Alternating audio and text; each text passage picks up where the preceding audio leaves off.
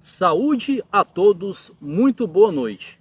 Meus amigos, como sempre faço antes de iniciar estes materiais, agradecendo a você, aos novos inscritos, às novas inscrições, às novas visualizações. Meus amigos, depois aqui de daquela tradicional pelada aos sábados, eu não podia deixar, até porque trata-se de um material que estava faltando, da Copa Conmebol Libertadores 2023. É isso, meus amigos. Finalmente, o material aí vai sair e a gente vai começar, aliás, tendo como uma participação super especial de um cara que estava lá nas arquibancadas aos 4 de novembro de 2023, que eu tenho certeza que é um momento super pra lá de especial.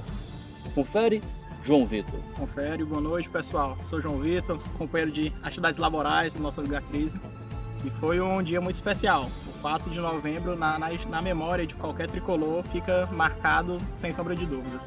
E é isso, e é nesse momento que nós estamos aqui para a gente tentar falar um pouco o que foi essa Copa Conmebol Libertadores 2023. Amigos e amigas, eram 47 clubes iniciaram a saga dessa Copa Conmebol Libertadores 2023.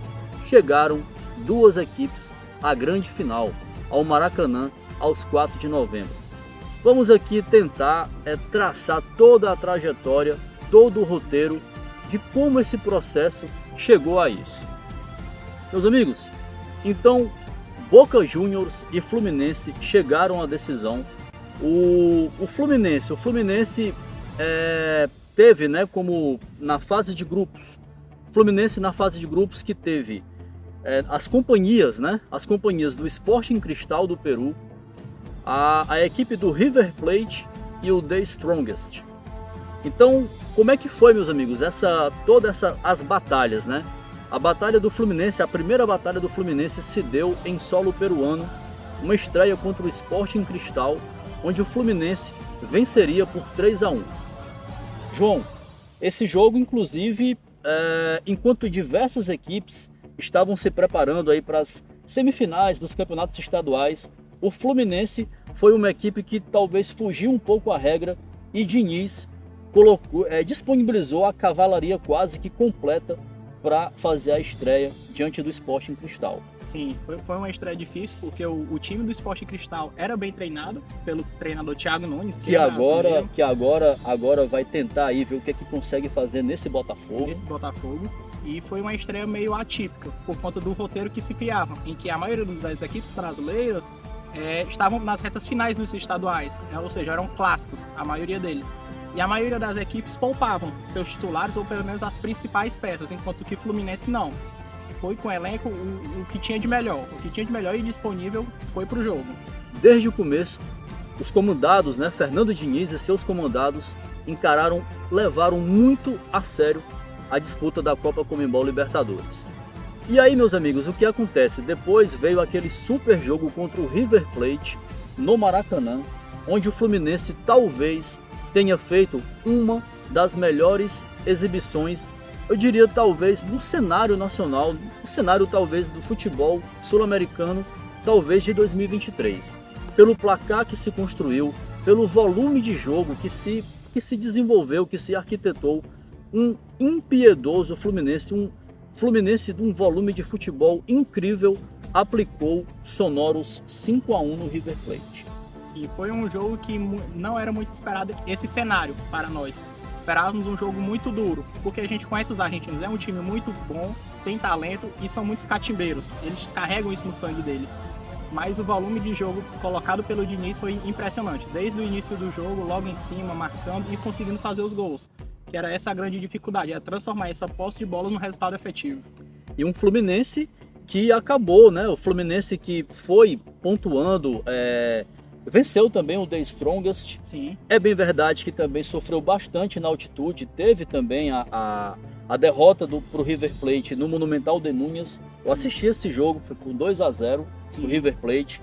Teve também algumas partidas que o Fernando Diniz teve que poupar, de fato colocar um time alternativo, principalmente quando foi jogar na altitude. Sim, até para não desgastar tanto, porque nós sabemos como é o calendário do futebol brasileiro. É muito apertado. Às vezes é 3 jogos a cada 8 dias. São 8 dias, tem 3 jogos. E contra o The Strongest foi um jogo que perdeu lá na altitude. Teve o jogo lá no Monumental de Nunes, que é aquele caldeirão, aquele novo caldeirão de quase 90 mil pessoas. Acabou perdendo. Eram 2 jogos que era para conseguir a classificação antecipada. De forma antecipada, mas não conseguiu. Mas na última rodada deu tudo certo. Deu tudo certo. E esse Fluminense, meus amigos, avançou, chegou às oitavas de final. Nas oitavas de final, o Fluminense mediria forças diante de um Argentinos Júniors. Mais um argentino no caminho dos comandados de Fernando Diniz. João, o confronto diante do Argentinos Júniors. Aquele primeiro embate na Argentina, onde teve aquele lance que até culminou com aquela fatalidade, né, com o jogador argentino, acabou que quebrando a perna e tudo mais. O Marcelo até fazia um bom jogo. O Fluminense teve muitas dificuldades, saiu atrás do placar e foi buscar o empate. Esse jogo contra o Argentinos, eu lembro bem que era um jogo que nós esperávamos um pouco de facilidade.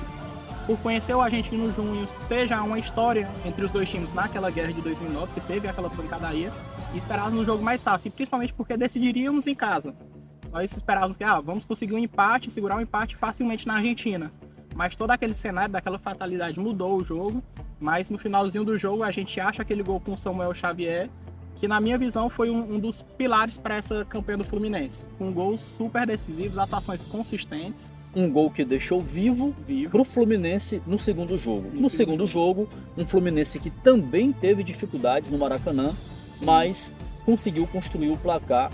Ainda fez 1-0 já praticamente ali nos finalmente, e ainda faria um segundo gol para sacramentar de vez o passaporte para as quartas de final. Exatamente. E esse segundo gol é muito interessante porque ele mostra o momento de brilho do nosso camisa 9, do John Kennedy. É ali que ele traça o protagonismo dele na Libertadores. Ele faz gols em todas as fases. Em oitavas, quartas, semis e final. Ele faz gol. E é justamente naquele segundo gol dos Argentinos Júniors que ele se consolida. Tem que ser titular. O Diniz tem que dar um jeito de me encaixar no time. Perfeito. Nas quartas de final, meus amigos, toda a imprensa, todo o cenário do futebol sul-americano, o cenário do futebol nacional, todos aguardavam uma quartas de final, provavelmente desenhada para Flamengo e Fluminense. Como isso não aconteceu, o Flamengo, que até abriu vantagem diante do Olímpia no Maracanã no primeiro jogo, mas no Defensores del Chaco, o Flamengo assistiria a equipe paraguaia virar para 3-1 e vi de repente um Olímpia nas quartas de final. Até uma oportunidade para o Fluminense devolver reveses que já sofreram diante de uma equipe paraguaia. Sim, até porque o Olímpia, nas 2 últimas vezes que se enfrentaram, eliminou o Fluminense. E meio que essa Libertadores, muitos tricolores com o decorrer da campanha acreditavam no título, porque eram muitos cenários que tocavam na pele, de confrontos antepassados. Então, nas quartas de final, Fluminense e Olímpia, primeiro jogo no Maracanã. O Fluminense já talvez tendo a consciência que precisaria construir um bom resultado já no jogo de ida e na presença do seu torcedor no Maracanã. Sim, é um jogo em que a gente esperava que construísse uma vantagem melhor. Esperávamos mais. Querendo, apesar do Olímpia ser uma equipe muito tradicional, campeões já, torcida muito forte, o elenco consistente, forte, muito bom na marcação principalmente, mas nós como torcedores esperávamos um jogo um pouco mais tranquilo para construir uma vantagem ainda maior.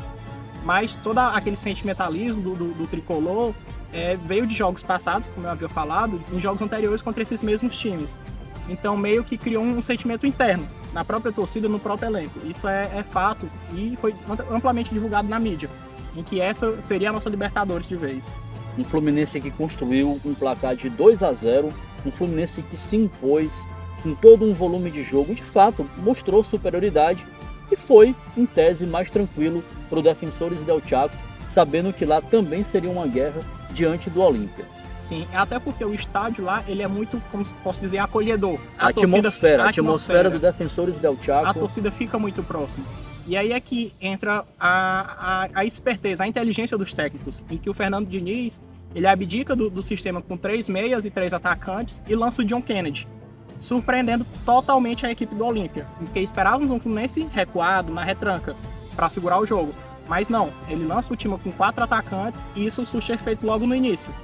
John Kennedy novamente com muita estrela. O garoto tem muita estrela e novamente decidiu muito para nós. Um Fluminense que abriu o placar, faria, salvo engano, 2-0. Sim. O Olímpia diminuiria e o Fluminense com seu, talvez, o golpe de Minerva, 3-1 em pleno Defensores del Chaco e passaporte assegurado às semifinais. Passaporte garantido às semifinais. E chegou às semifinais, que é um ponto em que esperávamos que fosse um pouco mais tranquilo. Na nossas cabeças dos tricolores, pegamos uns argentinos nas oitavas, paraguaios nas quartas, e quando olhamos e vemos que iríamos pegar o Internacional, pensamos, não, é um time brasileiro, enfrentaríamos eles recentemente no Brasileiro, havíamos ganho com uma certa facilidade, e pensamos, vai dar tudo certo. Mas um cenário totalmente diferente, um jogo muito duro. Em pensar que na véspera de Fluminense Internacional, um dia antes, tive a oportunidade de estar lá no Maracanã, sentir um pouco o clima. A torcida do Fluminense, a gente percebia isso, né, lá nas adjacências do Maracanã e tudo mais. Torcedores do Internacional começando a chegar. A gente percebia essa atmosfera se desenhando e tudo mais. E assim, prognósticos de que seria um grande jogo, um grande espetáculo, com grandes ingredientes, como de fato foi. Esperava-se até que o Fluminense pudesse construir um resultado mais confortável, mas não foi bem isso que aconteceu no primeiro jogo. Não, foi totalmente diferente, até pelo cenário que se criou ao decorrer do jogo, um jogo muito duro, o Inter conseguindo sair bem, com muitas chances, mas na nossa cabeça a torcida empurrou o time, fizeram o time de guerreiros ir para frente, e não à toa tem o estrelismo novamente do Germancano, artilheiro do Brasil, artilheiro do mundo praticamente, em que no final do jogo ele arranca um gol totalmente inesperado e deixa o Fluminense muito vivo. Um Internacional que chegou ainda a virar para 2-1 e o Fluminense arrancaria um empate, salvo engano, parece que naquela contagem aos 79 minutos. Isso, já no final do jogo. No final do jogo dificílimo. E aí vem esse jogo, no jogo de volta no Beira-Rio, um jogo assim com, eu diria, com um roteiro, eu diria assim, épico. Um roteiro assim que talvez, eu acho que nem Shakespeare talvez escreveria isso. Sim, é um roteiro épico, pela forma como decorreu o jogo. Nós vemos um Internacional com muitas chances, muito volumes de jogo, o centroavante Ener Valencia com várias chances de matar o jogo, mas acabou não conseguindo, e o Fluminense já finalmente faz dois gols, vira, e novamente o estrelismo dos seus atacantes, Germancano e John Kennedy. Aquela virada, João, da forma como foi, acho que até assim eu tava meio que cochilando e tal, acordei, me despertou, aquela virada, poxa, eu acho que tem algo especial para esse Fluminense nessa jornada 2023. Principalmente a virada como foi. Aquele gol do Germancano no segundo tempo, aquilo ali eu acho que foi assim uma coisa, tem algo especial. E vem, enfim, após 15 anos, já que o Fluminense também, né, naquela decisão de 2008, diante da LDU, a forma como foi, nos pênaltis e tudo mais, 15 anos depois, o destino faria que o Fluminense, de novo, numa decisão de Copa Conmebol Libertadores. João, o espaço é teu, você estava lá, com certeza você sabe dizer muita coisa e tentar, assim, ser o mais breve possível. Sim, foi uma atmosfera de jogo que a gente percebia aos arredores do estádio. A torcida chegando, confiante. O jogo era às 5 horas, mas desde de manhã a torcida já se concentrava aos arredores do estádio e muito confiante. Essa era a palavra, confiança no elenco, confiança no time, confiança no time, para que pudéssemos ganhar. E quis justamente o destino que fosse no palco da nossa única participação até antes, em finais, no mesmo cenário, no nosso grande Maracanã, na nossa casa.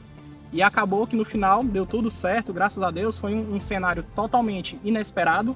Pensávamos que o volume de jogo no começo iria dar certo, iria construir uma boa vantagem, mas um time do Boca Juniors bem guerreiro, como manda o tradicional sangue argentino. são muito especiais, jogam muita bola. Destaque para o Advíncula do Boca Juniors, que jogou muito em toda a Libertadores, mas no fim surge o protagonismo de novo do nosso camisa 9. John Kennedy. Ele é muito predestinado, carrega a camisa 9, que é uma das camisas mais pesadas do Fluminense, em numeração do ídolo Fred para o ídolo agora John Kennedy, então não haveria um cenário mais perfeito do que esse. É um cenário que arrepia só de falar.